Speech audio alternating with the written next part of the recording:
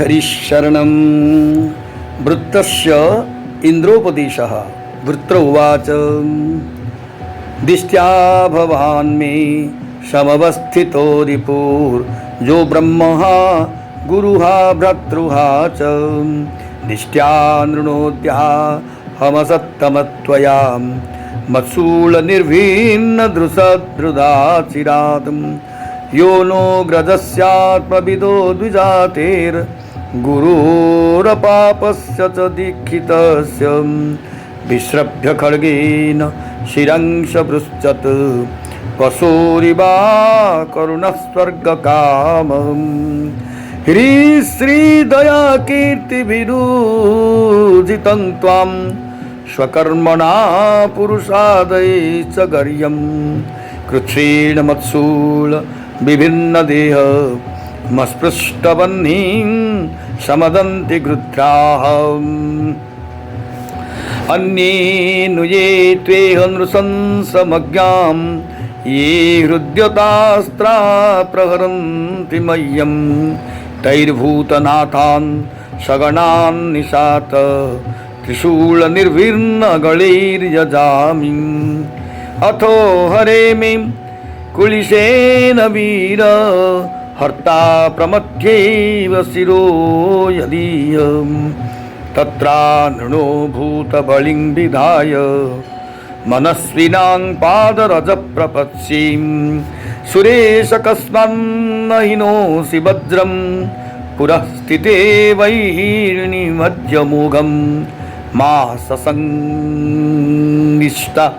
न गदेव वज्रं स्यान्निष्फलं कृपणार्थेव जाज्यं नन्वेष वज्रस्तव शक्रतेजसां हरेर्दधीचेस्तपसा च तेजितं तेनैव शत्रुं जय विष्णुयन्त्रितो यतो हरिर्विजयः श्रीगुणास्ततः अहं समाधाय मनोजताहं संकर्षणस्तच्चरणारविन्दें त्वदज्ररङ्घो लुलितग्राम्यपाशो गतिं मुनेर्याम्यपविद्धलोकः पुंसां किलैकान्तधियां स्वकानां या सम्पदो दिवि भूमौ रसायां नरातिजद्वेष उद्वेग आदि मदः कलिर्व्यसनं सम्प्रयास त्रैवर्गिकायास विघातमस्मत् पतिर्विधत्ते पुरुषस्य शक्रं ततो नुमेयो भगवत्प्रसादो यो दुर्लभो किंचन गोचरोऽन्यै अहं हरे तव पादैकमूल दासानुदासो भवितास्मि भूय मनः स्मरेतासु पतिर्गुणांस्ते गृणीत वाक् कर्म करोतु कायं न नाकपृष्ठं न च पारमेष्ठ्यं न सार्वभौमं न रसाधिपत्यं न योगसिद्धि न पुनर्भवं वा समञ्जसत्वा विरह्यकाङ्क्षीम् अजातपक्षा इव मातरं खगा स्तन्यं दता वत्सतराः क्षुधार्ताः प्रियं प्रियेव विसितं विषन्ना मनोरविन्दाख्यदिदृक्षते त्वां ममोत्तमश्लोक जनेषु सख्यं संसारचक्रे भ्रमतः स्वकर्मभिः त्वन्मायया त्वददारगे स्वासक्तचित्तस्य ननाथ भूयात्। श्रीमद्भागवते महापुराणे पारमहंस्यां संहितायां षष्ठस्कन्धे वृत्रस्य इंद्रोपदेश नाम एकादशो अध्यायः। श्री हरिशरणम। वृत्रासुर ने बोला, आज मेरे लिए बड़े सौभाग्य का दिन है कि तुम्हारे जैसा शत्रु जिसने विश्वरूप के रूप में ब्राह्मण अपने गुरु और मेरे भाई की हत्या की है, मेरे सामने खड़ा है।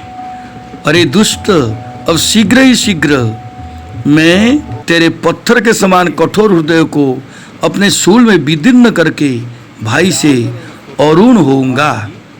आहा, यह मेरे लिए कैसे आनंद की बात होगी। इंद्र, तूने मेरे आत्मवेत्ता और निष्पाप बड़े भाई के, जो ब्राह्मण होने के साथ ही यज्ञ में दीक्षित और तुम्हारा गुरु था, विश्वास दिलाकर ही तलवार से तीनों सिर उतार लिए। ठीक वैसे ही जैसे स्वर्ग का भी निर्दय मनुष्य यज्ञ में पशु का सिर काट डालता है। दया, लज्जा, लक्ष्मी और कीर्ति तुझे छोड़ चुकी है। तूने ऐसे ऐसे नीच कर्म किए हैं जिनकी निंदा मनुष्य की तो बात ही क्या, राक्षस तक करते हैं। आज मेरी त्रिशूल से तेरा शरीर टुक टुक हो जाएगा, बड़े कष्ट से तेरी मृत्यु होगी। तेरे जैसे पापी को आग भी नहीं जलाएगी, तुझे तो गीध नोच नोच कर खाएंगे। ये अज्ञानी देवता तेरे जैसे नीच और क्रूर के अनुयायी बनकर मुझ पर शस्त्रों से प्रहार कर रहे हैं। मैं अपने तीखे त्रिशूल से उनकी गर्दन काट डालूंगा और उनके द्वारा गणों के सहित भैरवादी भूतनाथों को बलि चढ़ाऊंगा। वीर इंद्र, यह भी संभव है कि तू मेरी सेना को छिन्न भिन्न करके अपने वज्र से मेरा सिर काट ले। तब तो मैं अपने शरीर की बलि पशु पक्षियों को समर्पित करके कर्म बंधन से मुक्त हो महापुरुष की चरण रज का आश्रय ग्रहण करूंगा। जिस लोक में महापुरुष जाते हैं वहां पहुंच जाऊंगा। देवराज, मैं तेरे सामने खड़ा हूं, तेरा शत्रु हूं। अब तू मुझ पर अपना अमोघ वज्र क्यों नहीं छोड़ता। तू यह संदेह न कर कि जैसे तेरी गदा निष्फल हो गई, कृपण पुरुष से की हुई याचना के समान यह वज्र भी वैसे ही निष्फल हो जाएगा। इंद्र, तेरा यह वज्र श्रीहरि के तेज और दधीचि ऋषि की तपस्या से शक्तिमान हो रहा है। विष्णु भगवान ने मुझे मारने के लिए तुझे आज्ञा भी दी है, इसीलिए अब तू उसी वज्र से मुझे मार डाल, क्योंकि जिस पक्ष में भगवान श्री हरि है उधर ही विजय, लक्ष्मी और सारे गुण निवास करते हैं। हे देवराज, भगवान संकर्षण के आज्ञानुसार मैं अपने मन को उनके चरण कमलों में लीन कर दूंगा। तेरे वज्र का वेग मुझे नहीं, मेरे विषय भोग रूप फंदे को काट डालेगा और मैं शरीर त्याग कर मुनिजनोचित गति प्राप्त करूंगा। जो पुरुष भगवान से अनन्य प्रेम करते हैं उनके निज जन हैं, उन्हें वे स्वर्ग, पृथ्वी अथवा रसातल की संपत्तियां नहीं देते, क्योंकि उनसे परमानंद की उपलब्धि तो होती ही नहीं, उल्टे द्वेष, उद्वेग, अभिमान, मानसिक पीड़ा, कलह, दुख और परिश्रम ही हाथ लगते हैं। इंद्र, हमारे स्वामी अपने भक्त के अर्थ, धर्म और काम संबंधी प्रयास को व्यर्थ कर दिया करते हैं, और सच पूछो तो इसी से भगवान की कृपा का अनुमान होता है, क्योंकि उनका ऐसा कृपा प्रसाद अकिंचन भक्तों के लिए ही अनुभवगम्य है, दूसरों के लिए तो अत्यंत दुर्लभ ही है।